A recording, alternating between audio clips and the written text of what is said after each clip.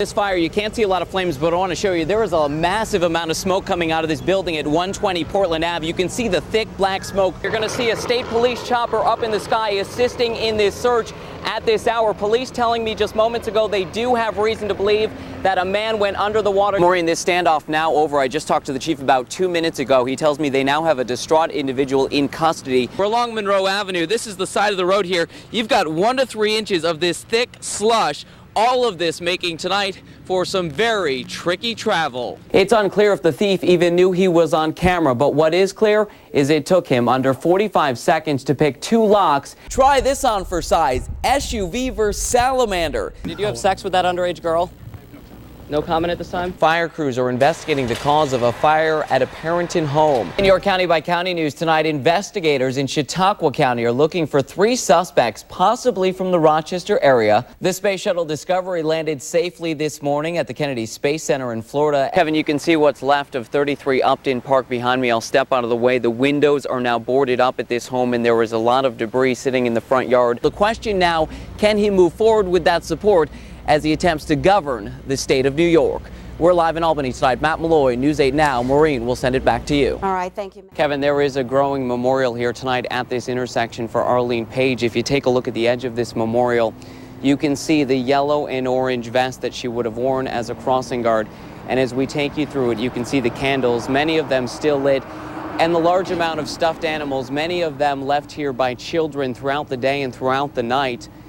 Perhaps the most heart-wrenching part of all of this, though, is the notes left behind by these kids. You can see one coming up here that simply says, "I love my grandma." And for many of these children, Arlene Page was more than a crossing guard. Many felt like she was their own grandmother.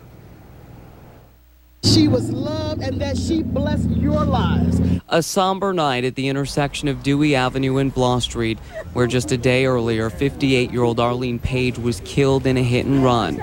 The school crossing guard touched many lives. There's a lot of people who love her and miss her now. Ray LeBeau had known Paige for nearly 26 years. They used to go out dancing together, and he often helped with her children and grandchildren. It makes you feel real good inside, knowing that everybody here cares about her. And knowing that she's up in a safe place where you don't have to worry about anything anymore. The sad ceremony was in sharp contrast to court this morning, where 19-year-old Ricardo Torres went before a judge charged with leaving the scene of an accident that resulted in death. His bail was set at $10,000 to the dismay of Paige's family. They're like, why would you give someone bail who killed somebody? That's saying it's okay to go and shoot somebody in broad daylight in front of the police and you don't do nothing. The 19-year-old has no previous record and told police he panicked after he hit Paige. It is little comfort to her grieving family. She's probably in a better place. No one can treat her wrong or nothing. She's in a good place. Her granddaughter, Wendy Parsons, didn't mind that school kids like to call her grandma as well. She says she was a special lady. She was all happy. She never got a frown on her.